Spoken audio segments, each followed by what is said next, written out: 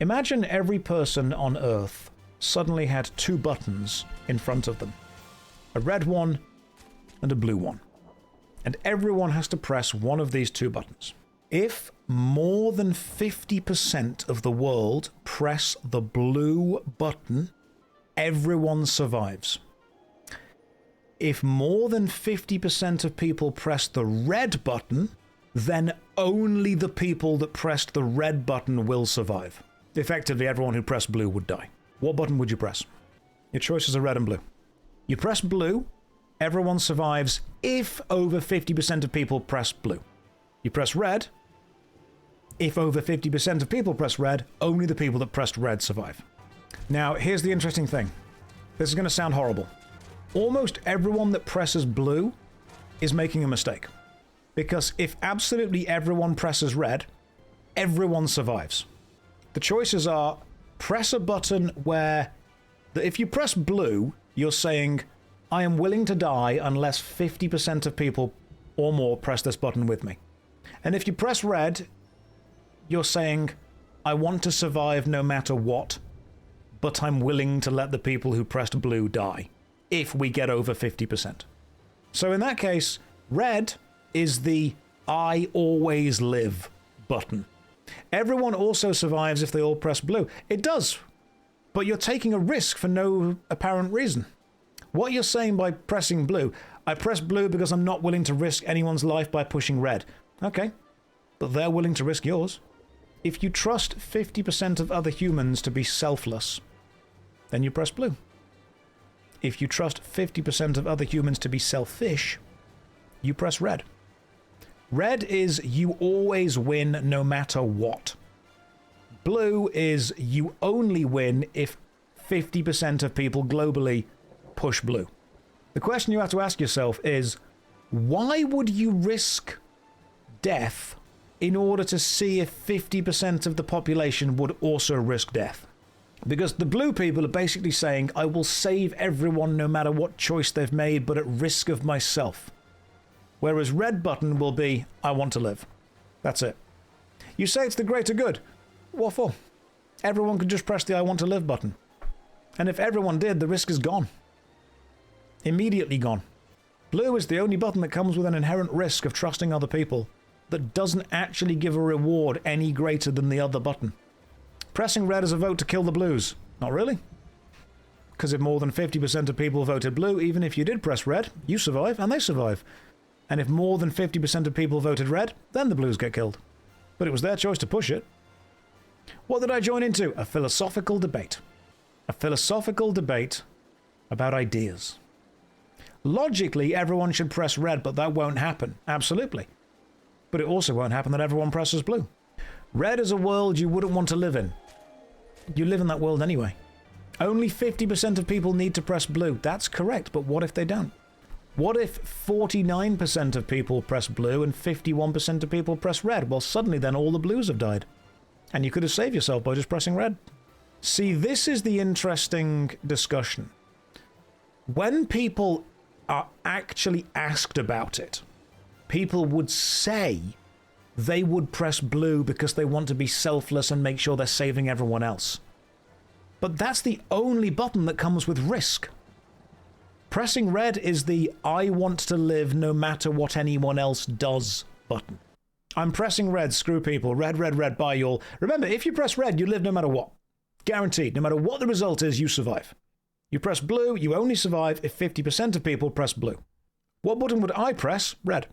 You put two buttons in front of me and says, hey, this one means you continue living, and this one means you only continue living if 50% of the planet also press it. There you go. That's the optimal answer for me.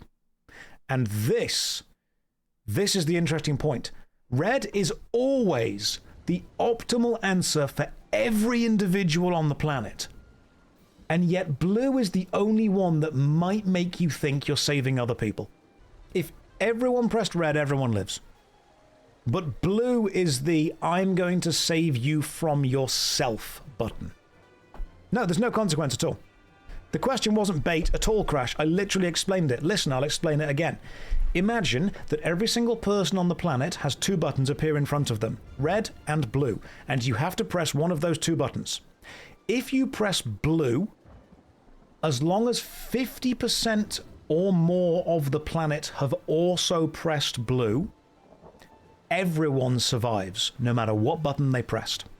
If you press red, if 50% or more of the planet press red, all the people that pressed blue die. So pressing blue is everyone survives if more than 50% of people press this. Pressing red is you survive no matter what, but if more than 50% of people press red, the blue people die. That's the whole debate. So the question is, it is objectively correct for every person on the planet to press red, because then everyone survives. People are saying red is morally wrong, because what you're then doing is you're taking responsibility for the people that press blue, and if not enough people press blue, you're killing them. But if you press blue, you're also taking moral responsibility for the people that pressed red, and you're saving them. So would you rather save people from what they see as a selfish choice, or would you rather hurt people for a selfless choice? Objectively voting red is condemning blue. You didn't force them to vote red or blue. You simply said, hey, do you want to press a button that guarantees you live? Or do you want to press a button that might kill everyone that pressed the other button? Are you trusting 50% of the planet? Are you condemning yourself for the chance of working together with a team of people you've never met? And here's the interesting thing. When done in a public way, I think people say they would press blue. But when given the choice in a private area, I think more people would press red. I think more people will take a choice that guarantees their survival than risks their survival on other people working with them that they've never met. I think the people that pressed blue want to perform virtue. And I think the people that press red want to guarantee survival. And you have to ask yourself, what is more important to you personally? Performing a level of virtue? What if less people press red? Oh, do you mean if more than 50% of people press blue? Red people survive anyway. That's fine. Red people never die no matter what. Or we aren't a psychopath. Do you believe that pressing red makes you a psychopath? Do you believe that trusting your survival to 50% of the planet doing the same thing makes you not psychopathic? I think pressing red is self-preservation. What if you don't press a button? It's not the idea about trying to beat the system. The idea is the discussion that the game creates. So if you game theory it, everyone should just press red. Correct. Everyone presses red, absolutely no downside whatsoever. Rob, if close to half the population dies, civilization collapses. Rob, we're not talking about the practical effects of this. We're literally isolating the philosophical discussion of the button press from a personal point of view. If you want to game theory it, everyone just presses red. There's no downside. There's absolutely no downside. If anything, the very first person to press blue is then effectively condemning 50% of the planet to need to agree with them. Otherwise, they've just signed their own death warrant. By saying, hey, I'm going to press blue, you are demanding that other people that you have never met, 50% of the planet, make the same choice you do. By pressing red, you're saying, I want to live. And you are not taking responsibility for other people trying to be selfless with it. And that is what I think this performative selflessness is, this performative virtue. You are making a decision that through the process of making it, you are locking in half the planet to also make it. Otherwise, you die. So anyone that is selfless is inherently performative. No, not really. But this idea of the button question, I believe, is a way of discussing the selfish nature of performative virtue. It's not performative if you're willing to risk your life for it. But what are you risking your life for? You're risking your life that 50% of the planet are also going to risk their life? There is nothing to gain pressing blue. There is everything to lose. Pressing red, there is nothing to lose, and there is everything to gain. To me, pressing blue is I am trusting half the planet to make the same choice or I die. Pressing red is I don't care what choice the rest of the planet makes. I want to live. All right, Josh, put that soapbox under your bed. You're not in Hyde Park. Omni, this is a Twitch stream. This is my Twitch stream. We're talking about philosophical ideas. If you want to come in here and be facetious, that's fine. But maybe understand that it's not going to be taken super well. Would you rather we just sit here and talk about nothing? How did we get to this topic again? We spoke about the idea of just philosophy and discussions in general. Now, the truth is, it won't be 100% in color all day. If I press red, then I have to live in a world where all of the people chose red too. Yes, which means you have to live in a world where everyone is willing to prioritize themselves and the best possible choice over a choice that risks themselves. Because if you press blue, you're saying, I am going to risk myself to save all the people that pressed red. Because you have to live in that world now. What you're also saying is, do you want to live in a world where people don't have self-preservation instincts? I mean, even if we vote it now, if we do a poll, people will perform pressing blue. I think it will be performative. Exactly. If I press red, I'm not saying that I want to kill all the blue people. I'm saying that I've made the decision for me to survive. You sincerely choose blue. Why? We will do a vote on it now. And I know that what most people will do is just try and 50-50 this, but we'll do a vote on it right now. So the button puzzle is thus. Everyone in the world suddenly has two buttons placed in front of them, a red one and a blue one, and the fate of the world is decided on the percentage of these buttons pushed. If you push blue, everyone in the world will survive, provided over 50% of people also push blue. If you push red, and over 50% of people push red, you will survive, but everyone who pushed blue will die. So, just to make it more obvious, if you press red, you survive no matter what. Because if you press red and, 50% or more press red, you're good, you survive. If you press red and 50% or more people press blue, still good, you still survive because that's what the blue people voted for. So red is the you survive no matter what happens button. Blue is the you are willing to risk death unless 50% of the planet also press blue. So then shouldn't everyone press red and everyone survive? Yes, that is entirely possible. If every single person on the planet except one person presses red, that one person who pressed blue would die. Why would you press blue if everyone can survive by pressing red? That is a great question. That is a really good question. And the answer is the people in the chat who are telling you they would press blue.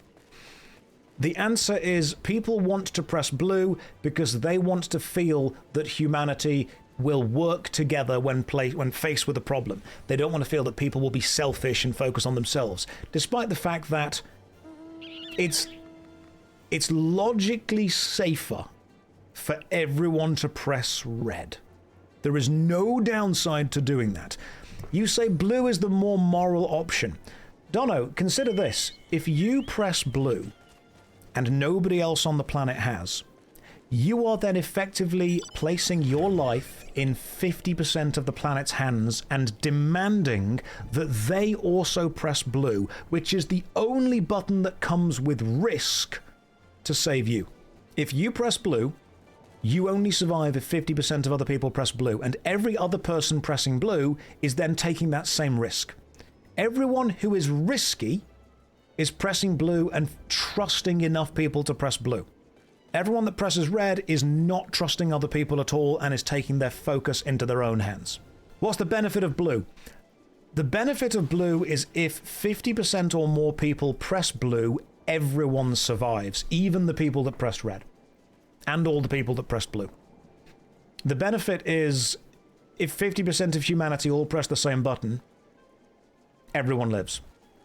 Red is you live no matter what, and if 50% or more people press red, everyone who pressed blue then dies. If red wins, blues get killed. If blue wins, everyone survives, blue and red. So pressing red is never, ever bad for you. Pressing blue is gambling your life that half the people in the world will press blue. Red is 100% correct to survive all the time.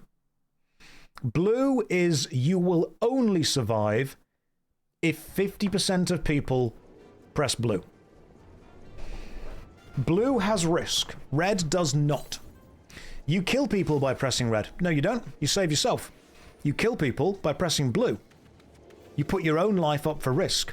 If you think that pressing red kills people, it only potentially kills people who voluntarily pressed blue. You do not do any damage to anyone who said they want to live. You only potentially swing the percentage against the people who voluntarily pushed the button, I am willing to die unless people agree with me. You condemn others to being a murderer by pressing blue. That's one way of putting it. 79% of people would press red in this poll. Is it a politics thing? Nope. It's a self-preservation thing. Which means if you pressed red, you survived. If you pressed blue, you didn't. But also, be aware of the fact that if you pressed blue, you willingly took the risk to die. Why would you do that? Ideals? What were the ideals? The ideals were you are trusting your safety to like 50% of people. I think it's weird. Isn't it in human nature to risk oneself for the tribe? This isn't your tribe. The entire world is not your tribe. All of humanity is not your tribe. Your tribe are the people closest to you. Your tribe are your friends and your family, the people you live around, the people you interact with. And you have not trusted or saved, or effectively saved your soul for them. You've trusted everyone else that you're never going to meet. All the Reds need to go to prison. Why? Because they valued their own life over people they're never going to meet. Now, I'm not saying that I agree with either of these buttons, but I would press red. Because it's human nature to want to survive. And I'm not trusting people that I haven't met to make the right choice for me, when I can trust me to make the right choice for me. People you don't meet have no value. Nice one, Josh. Did I say that, Crow? Crow, I mean, genuine. Do you actually genuinely believe I said that? People that you haven't met have no value. Do you really, truly believe that's what I said? Do you believe that's what I'm implying? Because Crow has just... you implied it. Yes, that's what I said. I believe... you believe I implied it. I implied that people I meet, that people I don't have no value. There are billions of people on this planet. There are many people that I will never meet that have no direct impact on my life. Those people, of course, have value as human beings. They have value as people who have families and friends and loved ones. But I cannot care about every aspect of their life. There are too many people on the planet to have intense emotional connections to. Yep, time to unfollow this jackass again.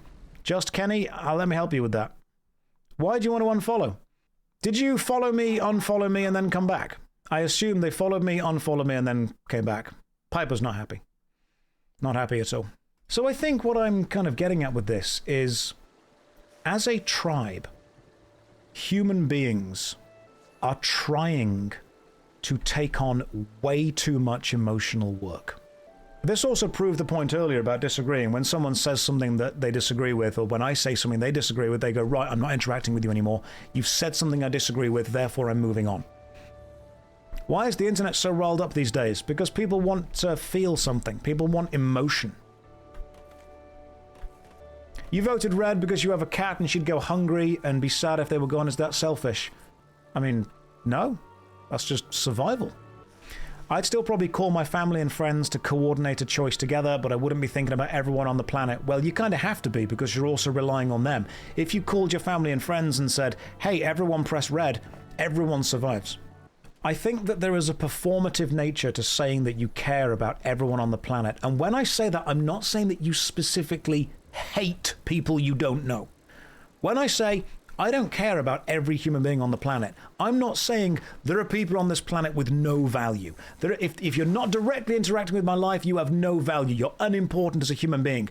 I'm saying that my sphere of influence simply cannot take into account everyone.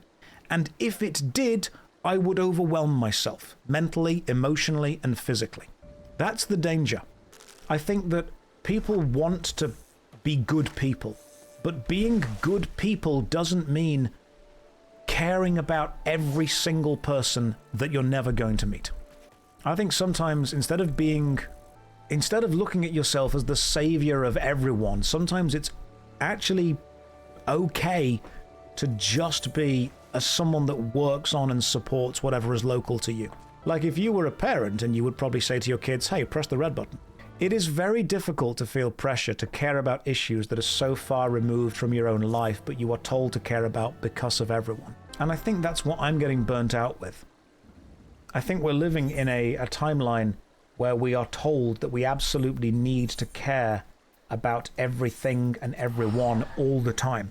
When saying, I don't care about all of this, doesn't mean I want bad things to happen. It means that my inventory is full. My mental bandwidth is used. It's not that I don't want to pick up the cool item I've seen on the ground, it's that I just can't carry it. Being a good person does not necessarily mean that you are willing to trust everyone else on the planet to also be a good person. Sometimes it means that you are willing to trust yourself to make the harsh choices that will be beneficial to those that you love and care about. And that's why the button test is so interesting. There is an answer that always saves you, and there is an answer that only saves you if everyone else also does it. The button test is, in a way, the prisoner's dilemma. There is an objective choice that is better for you. Is compassion fatigue a good way of putting it? I'm not saying that we can't be compassionate about things. I'm just saying there is a certain amount of stuff that I can hear that I need to care deeply about before I just completely give in. And I think ignoring that would be dishonest with you. If I turned around and said to you all that, I would make choices that I wouldn't make, that would be being intellectually dishonest. That's why it's better to say I can't care than I don't care. That's a good way of putting it, Solace. If anyone, here's a good point, because I don't want this chat to become an echo chamber of agreeing with me. This should be an idea where we can bounce around disagreements. If anyone thinks that I'm being cruel and lacking compassion and being selfish, would saying I don't have the mental bandwidth to also engage with this sound better than I don't care? Because I think I'm trying to be realistic with it, but the way that you choose your words does matter. I think that's the way of saying it. There's so much going on in the world that it is totally okay to say that you don't have the mental bandwidth to also engage with this problem. If you want to engage with every problem to show that you care about them, you can do that. But I don't think that's always the most productive way of actually solving those problems. Ruli, I think, has made a good point there. Sometimes it does seem like a way of one-upping each other with almost performative compassion. You care about this? Well, I care about that and that. Oh, you care about that? Well, I care about that and that and that. Well, I care about that more than you. Well, I care about that more than all of you. Well, I care about more things than all of you. Soft. Again, I would agree with that. I think there is... Because people want this thing called... I tend to refer to it as social currency. When I say social currency, I mean you do something, or you say something, or you are something that has value within whatever society you have. Right, says the luxury of being able to not care about the problems of other diminishes quick. They made a poem about it. Oh, First They Came. Yes, I've read the First They Came poem. But I think also by saying that, what you're actually doing is you're putting the pressure to care about every problem in the world on one person at the same time. Right, would you agree with this? Do you think that it is better to solve 3 or 4 problems than to panic but not solve 30 or 40? I personally think that narrowing the focus of what you're trying to actually do and doing it is more beneficial to society as a whole than saying you worry about everything but not doing anything to any of them. That's what I'm getting at. I think caring about stuff is great. I think saying that you care about everything but not doing stuff is trying to get the social credit of seeing like you're a person that cares about everything but not actually doing it. Now, this is not relevant to the buttons specifically. This is kind of moving on from this. This is connecting to the idea that there are people who want to be viewed as good people. So they will say that they care about whatever they believe good people need to care about, but they will then not go and do anything because they're too busy saying things. Does that make sense? That's kind of where I'll go to it for. I think there are many people that say, I am going to effectively regurgitate the ideas that give me the social credit. How many of you have met someone who's writing a book? Now, are they saying they're writing a book, or are they actually writing a book? Because saying you're doing something, and science has already proved this, sometimes when you say that you're doing something, you get the same dopamine reward as if you'd actually done it. So there are people that say they're doing things, which is actually intrinsically rewarding, but then they don't go and do the hard work. And that, I think, is what I see a lot of when people say they care about every problem. People want to say they care, but people don't want to do anything that actually affects it or helps it. And so at some point, I'm questioning myself, are you saying you care because you want people to know that you care, or are you saying you care because you're going to go and do something about it?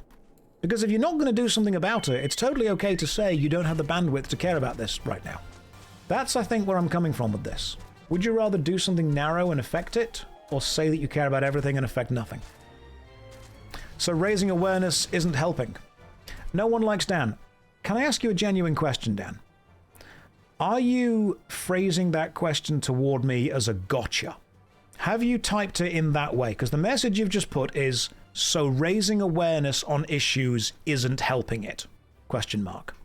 Do you genuinely believe that you are putting that forward as a, hey, I'm doing this, therefore you should understand and you should respect and you should see the benefit that I'm bringing? It's a question. Expand on what you just said. I think that the way you've typed that question comes across as quite confrontational. And no, I don't think that raising awareness on something is a bad thing. I've never thought that raising awareness on something is a bad thing. I think that sometimes raising awareness on something is a way that people effectively avoid actually doing anything themselves because they want other people to know about it and therefore other people can provide the solution. Yes, abrupt. Dan, please understand that so many people phrase question in this as a gotcha, as in, I'm going to take and listen to what you've just said, but I'm going to try and win with what I add now. I don't think that raising awareness is necessarily a negative thing. But if all you're doing is raising awareness and hoping someone else becomes aware who is more capable than you to go and fix it, you have to ask, are you trying to fix it? Or are you trying to be almost a conduit for making everything in the world better without necessarily doing anything yourself? Because it's very important to raise awareness. But raising awareness isn't just shouting about all the problems we have in the world and hoping somebody else comes to fix them. Because I think that is another way of gathering the social credit for fixing them without doing anything yourself. Because you could also do both. This is not an either or. You could try and fix a problem that you think is important and also talk to the people about the problem you're trying to fix. What I don't normally like is people who just scream about all the problems that are going on but don't themselves do anything. You don't understand what social credit even is. So social credit is a phrase that I tend to use. Social credit is the validation and the positive reinforcement that an individual gets and gives them value within a society based on the things that they do. So if you go and work at a charity shop 2 or 3 days a week because you want to volunteer your time, you want to help, you want to do something good. Reputation's a good word for it as well. You are doing something good. You are helping out, you're giving your time, you're giving your energy, you're actually making a difference.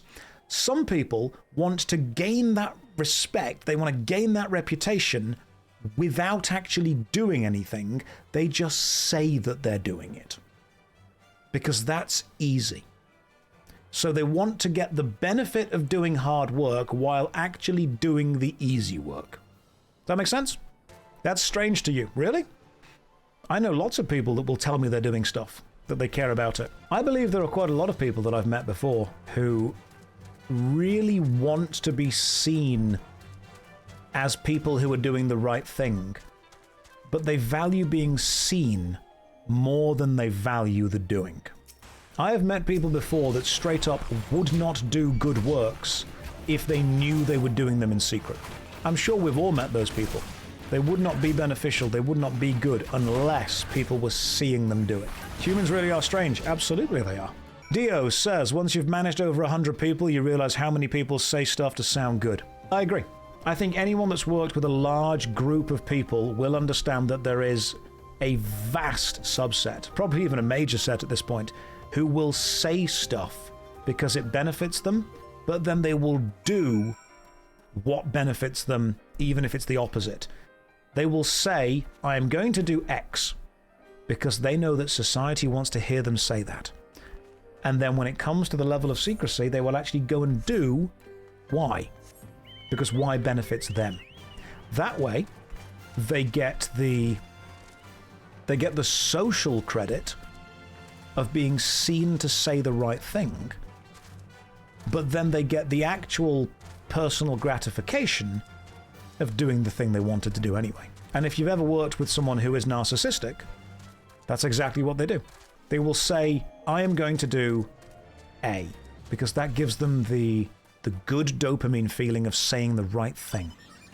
Then when no one's looking, they'll go and do B, because that's what actually benefits them at the time.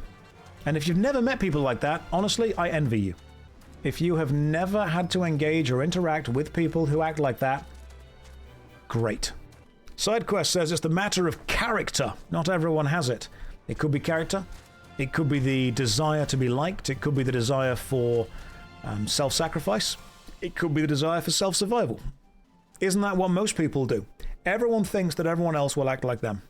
It's a recognizable pattern, and this is exactly why I would press the red button. Because I simply do not believe 50% of people on the earth would press blue. I believe they say they would, but then they wouldn't.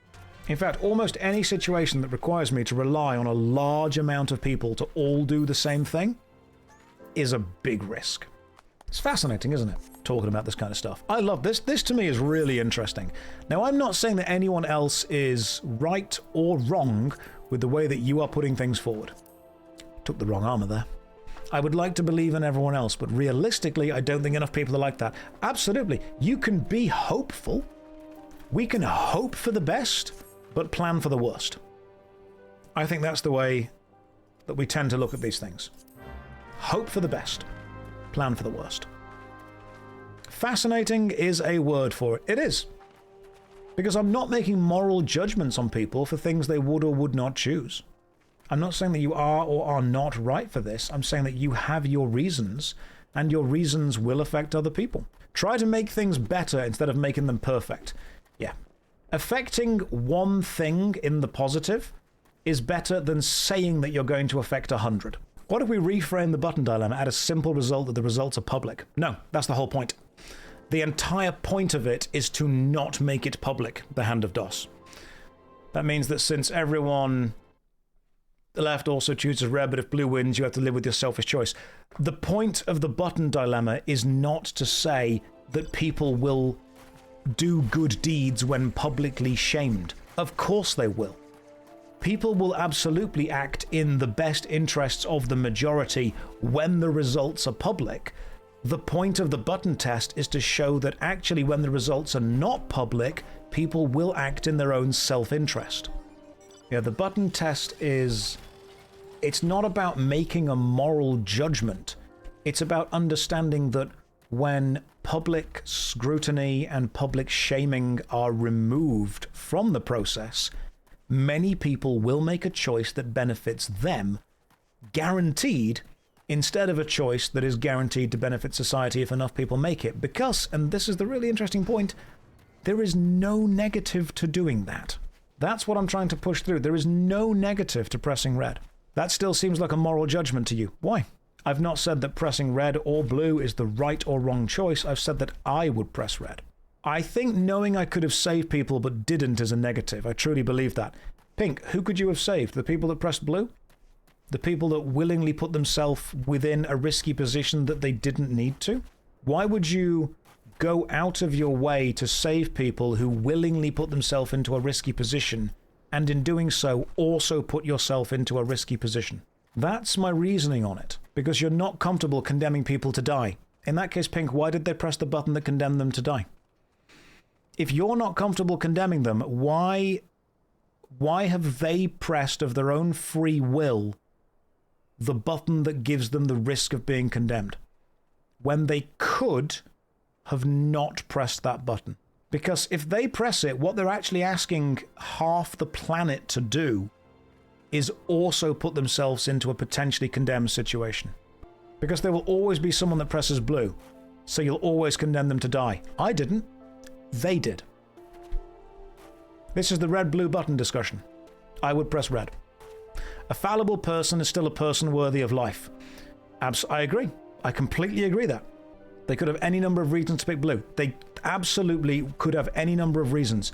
Should one of my reasons be I need to save them from their own choices? Overcomplicating fighter, this discussion is going on for too long. There are other Twitch streams. We will continue to have this discussion for as long as people want to have it. You should not help someone from a bungee jumping accident, for example, if there is risk to yourself in doing so. Tryon, I have done lifeguard training. One of the first things that you get taught in lifeguard training is you do not jump in to save someone who is drowning without a huge amount of assistance. And even if you do have that, you do everything you can to get them out without jumping in. If anyone in the chat has done any kind of lifeguard training, I hope you will have been told the same thing. If you see someone who is a weak swimmer, whom is drowning, if you immediately jump in, you're going to have 2 casualties. There is a reason that you want to throw the life-saving device to them. There is a reason that you want to get them something that can float. There is a reason one of the first things that you get taught is as soon as you get to someone who is drowning, they will climb on top of you and push you under the water in order to get to oxygen themselves. Which means one of the first things you actually get taught is swim under them and try and push them up from their feet if you need to. Another thing that I was taught during lifeguard training, which is really weird, is sometimes it's actually important to punch someone in the face. Because what that will do is shock them out of whatever the hell they're trying to do to you when they are completely shocked. If you jump in, you will get pulled under the water by them, and you will then have someone to jump in to save you. I was a lifeguard very, very briefly. I don't count it as one of my jobs. It was at a local swimming pool. It wasn't anywhere big or complicated. Swimming behind them is feasible, yes. Swimming under them, swimming behind them. You do not want to swim up to someone, because what you will then be doing is putting 2 people into a dangerous position. If part of your job is saving someone else from a situation they are in, the most important part of your job is making sure that you do not put yourself into a dangerous position as well, because then you have doubled the work that somebody else will need to come along and do. It was only a very brief role because I worked there for like 1 summer. It wasn't a big swimming pool. It was one of those kind of like local community center pools that gets cleaned like once every 3 or 4 days. It wasn't a great place. Exactly. If an emergency responder shows up, get out of the way. Unless you're trained, move. Get out the way of them. And this, I suppose, is one of the reasons... Yeah, it wasn't great. This is, I suppose, one of the reasons that when given a choice to save somebody else from their own actions, one of the first things that I'm thinking of will be, will saving them put me at risk? And some people will say, I can't believe that you're being so selfish. You're not putting yourself at risk to save somebody else. By doing so, I am potentially creating a job where somebody else needs to come and save both of us. And I don't want to do that. Someone with training is often able to help someone far easier than somebody without training. Any kind of emergency personnel is told doing something similar. Yes. You're at EMT training, you've been told countless times, the first thing we do is make sure that we are safe. If you jump in to save someone, exactly, you are going to be in trouble as well. It's one of the reasons that whenever something dangerous happens, the first thing everyone is told to do is stay calm. It feels against the rules. You're like, hang on, we shouldn't stay calm, we need to panic, let's go fast. Going fast is risky. You don't always want to be going fast. Sometimes you want to say, right, what's the best outcome here? Any goals in this game or just vibing? Hang around, you'll see the vibe is philosophical discussion. Not always good, but always interesting. What I don't want is I don't want people to hear this discussion and think, oh my God, that is so heartless, I'm going to go away and never think about it. You can hear this discussion and think, I disagree with everything being said. That's fine, if you can explain why you disagree. Because I don't think that you're wrong for disagreeing, believe it or not. That's really silly. I don't think you're wrong. If you say to me, hey Josh, I disagree with you. Okay, cool. If you can explain to me why, I'll respect that decision. I will make a different decision, but I will respect your decision. Wisdom is the ability to entertain a thought without committing to it. And I think sometimes it's important that we do entertain these interesting and deep and dangerous thoughts without committing to them one way or another. For some people, acting morally is more important than surviving. That's an interesting way of putting it. Do you believe that acting morally in a way that you believe is, morally correct is more important than guaranteeing your own survival? Because what you are then risking is entrusting the guaranteed survival to people who will act immorally. You are effectively filtering the pool of people who are then still around down to the most selfish people, because you are willing to risk you not being there based on everyone else's morals. That is the dangerous, dangerous place you're putting yourself into. I'm not saying you're wrong. I'm saying that if you are saying you are going to act moral to your own morals based on the inability to live with yourself if you didn't, do you believe it's better to be alive and doing 60 or 70% good, or dead but you did 100% of the things that you thought were good? That's the question. Now, I'm not saying that you're right or wrong for thinking either way. Josh's way of talking does yet again indicate moral relativism. A strictly utilitarian can heavily disagree with Josh. I mean, I suppose that the way I would talk about it is I want to be able to understand people's opinions and ideas, and I do actually understand why people want to push blue, because it feels like you are saving people. It feels like you're helping. It feels like there is a problem and you are part of the solution. That's how it feels. Pressing the blue button is a way of saying, if I don't do this, I am actively not taking part in the solution. The irony being, it's only in the pressing of the blue button that in itself created the problem that has to be solved. NGVTV says red. I had no context and I'll do it again. Ironically, what I would agree with is the correct answer, but well done. It is only in the performing of the action that you see as the morally correct saving action that itself is actually the thing that people have to be saved from. Do you want to live in a world of red button pressers? Here's the crazy thing, Little. You already do. You just don't know it. Because people wouldn't say that they would. We did a vote in chat. It was 80% red button. I mean, everyone could vote blue and the results would be the same. They could. But everyone could vote red and the results would be the same. The only button with any risk is blue. It's essentially a trolley problem, where if more than half the people in the planet lie down on the tracks, the train stops and doesn't hit anyone. But if less than half the people lie down on the tracks, it drives over everyone on the tracks. Your choice is, do you want to go and lie on the tracks? If you say no, you're fine, no matter what. You're always okay. If you say yes, you're trusting that at least half the planet also say yes. But you're willingly going to it.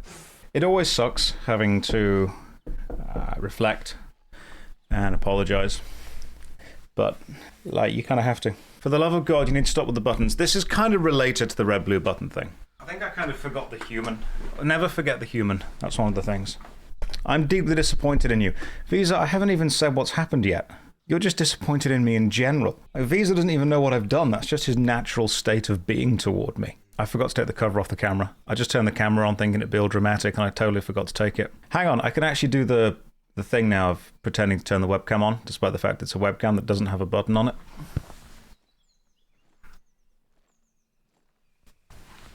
There we go. I would like to start this stream with an apology. I want to say, well, it's not necessary. It's an apology and then it's an addendum. So it's a thing I need to say and do, and then it's a thing that needs to follow on from that. And it is, let me just turn the countdown timer off. Okay. It's an apology and then it's an addendum. I don't have a ukulele, so you'll just have to kind of go with what I've got. Right. So, we had a few days ago a long discussion about the whole red-blue button thing. And part of my job as a Twitch streamer is to moderate the chat to make sure that it's not going too extreme and it's not too boring, to find that kind of sweet spot in the middle where it's entertaining enough but nobody's actually upset or hurt. And so I don't always get that right, which is why we've got the mods in the chat that help balance the chat. And sometimes they have to kind of rein me in and say, hey, stop talking about that. And sometimes they have to kind of push me and be like, you need to entertain more. So it's about walking that kind of knife edge of that. And we had the discussion on Twitch about the whole red-blue button thing, which people got invested in, which is fine. Entertainment, investment, and being willing to separate the hypothetical from the real is a really important thing. What then happened was that kind of spilled out over onto Twitter. And I posted about my ideas and my opinions. Because in my mind, I'll be completely straight up with you, I'll be completely honest. In my mind, all Twitter is marketing. It's not a social media site. It's an absolute cesspool. It's a hellscape of bottom of the barrel, screaming into the void, half-formed opinions. If you don't need to be on Twitter for work or for any kind of like official means, don't be. Honestly, that's my biggest advice would be to get off Twitter if you can. So I think a lot of people, when I say something on Twitter and they message me and they're like, hey, is this your actual opinion? I have to push back and say, look, to me, I don't necessarily see the tweets that I write as the words within them. I see them as the analytics that they generate. So I look at how many views has this got, how much, because the whole point of Twitter, and I'm trying to be completely candid with you, the whole point of any social media, if you are an online performer, is to funnel people toward a monetized site. So you post on Twitter in order to encourage people to go to YouTube or Twitch. You post on Instagram in order to encourage people to go to YouTube, Twitch, Patreon, or whatever kind of course you're trying to sell. That's the funnel. That's the through line. It is a marketing tool. That's all it's ever been, and that's what it kind of sets itself up as. So I use Twitter as a marketing tool. That's the important thing for me. And I think that if Twitter isn't improving your life, if Instagram isn't improving your life, get off social media. So to me, social media is about funneling the journey of the viewer toward a monetized site. And that might sound a little bit callous and a little bit heartless and a bit kind of business focused, but this is my job, so I need to take it seriously with what I'm doing. Unfortunately, what sometimes happens is that I forget that people very much emotionally invest and emotionally engage with any of the stuff that I put on social media. So when I put a tweet out, people aren't thinking, oh, it's just a marketing kind of billboard. They think it is my heart laid bare and people need to know this and people need to engage with it. And I think people have replaced social connections in their real life with parasocial connections through social media, and people often think that whenever a content creator posts something on social media, that is their true and honest and heartfelt belief, when sometimes it's actually just about trying to increase revenue, and it's about trying to increase viewership. That sounds horrible, it sounds analytical, it sounds mathematical, but that's kind of what it is. Now, in order for this to, because people message me basically saying, hey man, you're actually genuinely upsetting me now. And I think what happened was I'd forgot the human. So people messaged me with two very important points, and both of these points led to me doing one very important thing. The first point was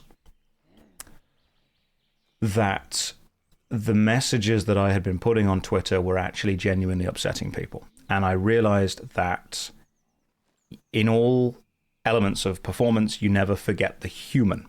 The human is the important thing to remember, the person on the other side of the screen. So I'd forgotten the human, and that was on me. And the second one was people were talking about the whole red-blue button debate, and people were virtue signaling with what they would and wouldn't do. And I was saying, oh, no, you wouldn't do that in real life. But then I remembered one very important thing. I am a blood donor, and I don't like needles. I hate needles. I hate sitting in the chair getting my blood taken. It is scary. It hurts, and I don't ideally want to do it. But that, to me, is something that I think actually makes the world better. Now, if you can donate blood, then I would recommend that you do. And I don't want to show the numbers on that, but if you can donate blood, it is something that I would absolutely recommend that you go and do. And the reason that I decided to do this was I thought, okay, people are seeing this tweet, people are seeing this, it's gaining quite a bit of traction, people are getting hatred from this. Is there something that I could maybe pivot the attention into, pivot the hatred into something that gives a more positive vibe? So I said, okay, you know what, if you're going to morally grandstand, if you're going to be holier than thou, if you're going to come in here with your all of humanity should just do this or should just do that, instead of risking your life in, I'm not talking about my moral stance on this. Instead of risking your life within a hypothetical, why don't we all go and do something we can actually do right now? Why don't we see if we can actually do something right now, regardless of our moral stances on anything, that actually improves the world right now? So I posted on Twitter saying, hey, look, if you're going to come at me with any kind of moral opinions, one way or the other, put your money where your mouth is and go and see if you can donate blood. And that generated even more hatred toward me. And people were saying, you are just virtue signaling now. You are guilt-tripping people who can't do this. You are using your holier-than-thou, look how great I am choices to deflect criticism away from aspects. And that made me think of two things. I had to ask myself a genuine question. If I put a virtue signaling post on Twitter encouraging people to donate blood, people will hate me for doing it, as they did. You can see the tweets. Okay, so hang on. Let me just, to prove that I'm not just randomly making stuff up, I'll see if I can find one of them that was there. And then, okay, so someone posted, I like JoshStrifeHayes' videos, but it's been increasingly weird watching him get insecure over the red-blue button thing. And then there was a picture of me holding the blood donation card. And the other one was, after seeing that post, I think he's being a contrarian, but it doesn't look good. It's disappointing either way. He has the liberal with a chud characteristic vibe. I stopped watching him after these. I regret subscribing to the clip channel. It's basically a load of comments of he's just virtue signaling. And this is the important thing. This was not about the red blue button. This is about the donating of the blood. I want to get this apology back on track because it's coming to a point. I made a post that I think the encouragement to blood donation, I think if that inspires one person to go and do that, then we have objectively made the world better.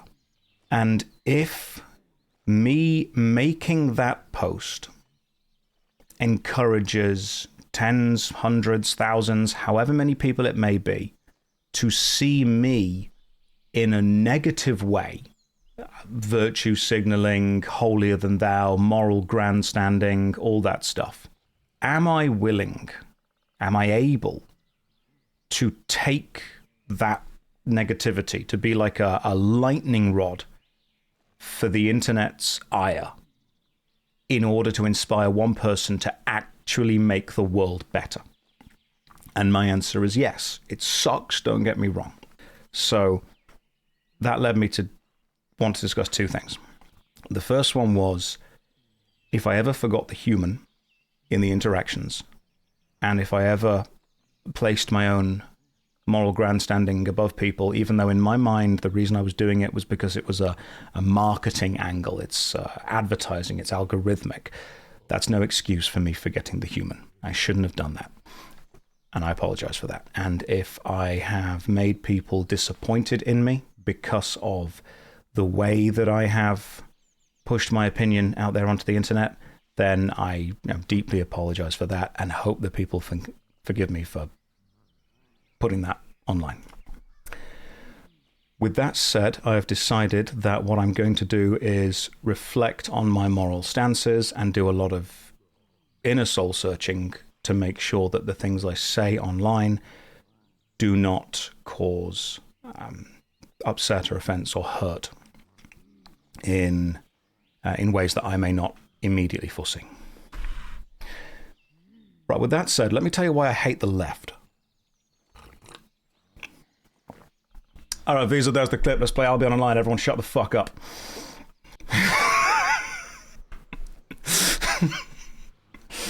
But seriously, I do hate them. Let me explain why. Morning, everyone. Okay, right, let's... All right, do you want the actual clip? Do you want the genuine, real clip, okay? I am a leftist, all right? I swing very left on the spectrum.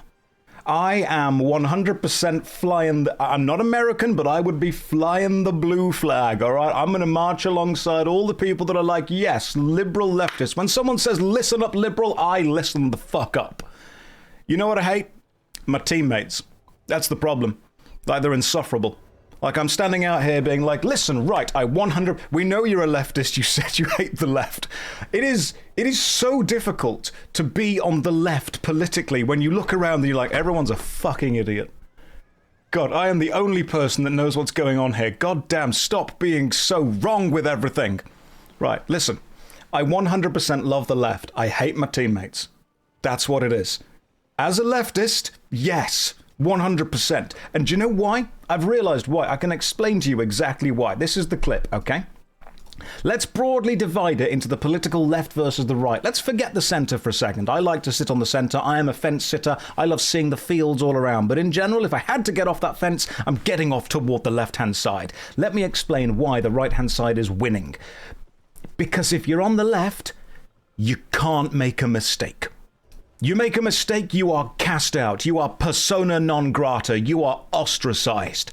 You have to be holier than thou in every single possible way. You want to get involved in online Twitter discourse? It's not enough just to kind of agree with it. You have to champion every single possible thing that ever becomes a talking point. You have to become the mouthpiece for every single ideal at any given moment. And as soon as you are not left enough, you may as well just go and sit with the rest of all of the evil people.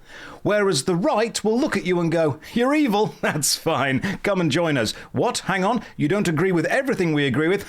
Don't worry, you'll learn, come and get involved. The right is the safety net that you fall onto as soon as the left decide that you're not good enough. Unfortunately, that's how it exists. You have the angels sat at the top, and as soon as you do something wrong, they cast you down to hell. And the problem is you stand up in hell and you're like, hang on, I still agree with like 90% of everything those guys up there agree with. Why have I been cast down here? And people come in and go, brother, welcome. I see that you've upset the holier-than-thou masses. Unfortunately, and this is what you'll come to realize, once you upset the holier-than-thou masses, there is no route to return. This is the problem. If you consider yourself left and make a mistake, or don't agree with something that the general talking points agree with, the road to return is incredibly difficult, if it exists at all. And people always go, you've just fell down to being the right-wing grifter. I don't want to. But I also don't want to look at the future if I ever disagree with something that the general populace disagree with and think, right, my options are be hated by this side forever and reminded that at one point in time I didn't agree with something they all agreed with, despite the fact I need to stick to my own personal morals, or return to the one side that seems willing to accept everyone who fucks up, no matter how many times they fuck up, because that just increases their numbers. This is the problem. I want to be left. I want to be a leftist. And the thing that makes it so difficult is the expectations from other leftists. Like, I will sit there in a very left-wing room, look around and be like, you people are going to eat me alive if I ever make a goddamn mistake. And then I'll occasionally be with my friends who are more right-wing, and I'll look around and I'll be like, I could fuck up no amount of times, and you will welcome me with open arms. One of them is a more difficult culture to remain in within a gracious period. This is my problem with the left. I am one of them, and it's difficult to continue being. And then I said I'd donate blood. You know, when I said I'd donate blood, you know what happened? I got a load of people saying, well, I can't donate blood, Josh, because I tried and I've got a medical condition, and now I feel bad for you reminding me that I can't donate blood. How do you feel about that now? You've made me feel bad for reminding me that I can't do something that's good. Therefore, you are now in the wrong. What? What? That's delusional. I want to be on your side. I want to support you. I want to be an ally, but good God, you're insufferable. What did you miss, Mags? I hate the left. And I'm on the left, which makes this difficult. Any tips for starting to play Albion Online? Just download the game, run into a red zone and die. You'll get the hang of it. Like, I'm not going to leave the left because I believe it's the morally correct position. I just hate my teammates. Exactly. Olaf, that's like me saying, I pet a puppy today, and someone's like, well, I have no hands. I can't pet a puppy. You made me feel bad. Apologise. What? What are you on about? Like, I need to have a safe space to say this. I don't agree with the right side politics, but I absolutely understand why the community's so bloody strong. Because you can make any number of mistakes and they'll just let you back in. I love and I agree with the left side politics. The problem is the community sucks, because as soon as you make a mistake, they're like, well, you need to leave forever. You're tainted. You're evil. Get out of here. We don't want you. If you make the return journey after a mistake difficult, people just aren't going to take it, are they? Anyway, that's the clip. That's the whole clip. That's where we are. I still give you a W. Sometimes I realize, and this is the important thing with Twitter, and I would like people to watch this instead. Twitter isn't real. Twitter, which is the website formerly known as Twitter, is where you post all of your thoughts and opinions, and basically it's a massive marketing machine. It's a marketing campaign. And the amount of people that have messaged me saying like, oh, Josh, I don't agree with what you've become now. You keep saying these things. I'm like, what don't you agree with? They're like, oh, well, you've said this and said that. I'm like, hang on. I'm like 90% on your side with everything that you agree with in life. We are allies, and yet I'm not allied enough. This is a purity test to make this is it's a constantly the in-group and the out-group is a fascinating concept, because the in-group of the left just keeps frickin' shrinking. And I'm sat there thinking, right, listen, I'm like on your side, but right now, because you've made it another purity test, another holier than thou test, I find myself on the outside of this. People go, everything in the world is bad with capitalism. And I'm sat there going, it's got some benefits. And they're like, no, get out. You're awful. Go and sit with the rest of all the evil people over there on Circle Redland. And I'm like, hang on, no. Listen, if you take the bullet point list of everything we agree with, we tick every single thing except this one thing here. And because I don't tick that, and I'm no longer in the tiny purity test in-group, you must cast me out and ostracize me. Well then, if that does happen, the majority of people are just going to go to whatever community accepts them. And you know what that is? It's normally the right. The left's biggest enemy is the bloody expectations of the left. And I say this as a leftist. Anyway, yeah, basically, I look around at my teammates politically and I'm like, you guys are all idiots. Because I think you forget that in order to win, people need to like you. Okay. The real test is white and gold or blue and black. Honestly, at this point, I'll just press the blue button. Because you know what? The choice is death. And that's seeming quite appealing right now. Goddamn leftists. They ruined the left. Oh, God. That's what happened. Anyway. I am 100... People have messaged me being like, Josh, you've got chud energy. I'm like, what is that? What does that mean? I'm old. I'm middle-aged. What is chud energy? I don't understand what that is. Could someone please tell me what this is? There are people that literally think you're right-wing because you would press the red button. But if the blue button did what the red button did, you'd be in the clear. That is I honestly think that the red-blue button thing has basically been designed, and it's a genius design. It's been designed to enhance political theory of red versus blue, Republican versus Democrat.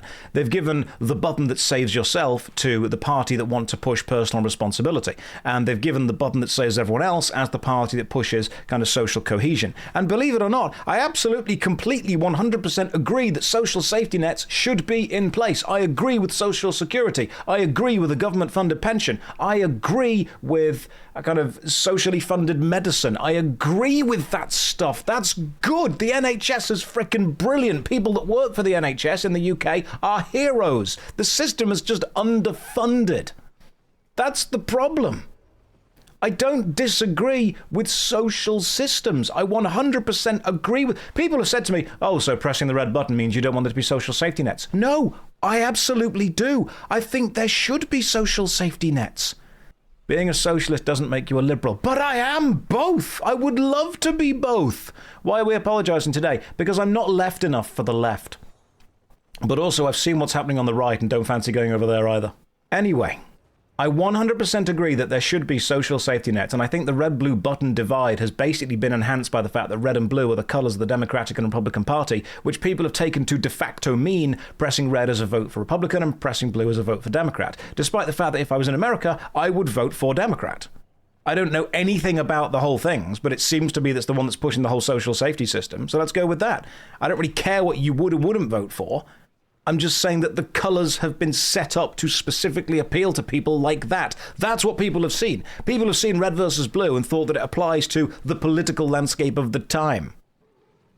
Anyway, that's why I hate the left. Josh, are you going to play Soul Reaver Defiance Remastered? No, I'm going to keep ranting about the left. That's my entire plan right now. So, come to France. Being an asshole is mandatory. I know, I've met French people. So, basically, the idea, the vibe, was that I upset some people on Twitter, which of course hurts. And what I don't want... New career path, hating the left while also being on it. Is that grifting? Is it grifting if I'm allowed to hate the left but also support everything that it stands for? Is this going to be a clip? Yes, absolutely. Because I think that grifting is normally when you go into the right wing and then explaining why everything is awful. Whereas what I could do is I could look at a lot of right-wing commenters and go, you know, I agree with you and I still think you're an arsehole and you're not right about this, this or this. But some parts of you do have merit. However, I'm going to still swing heavily left. That's my plan. That's my vibe. I'm going over here. Is it reverse grifting? Yeah, pretty much. Grifting requires making money off it. That is one of the biggest issues.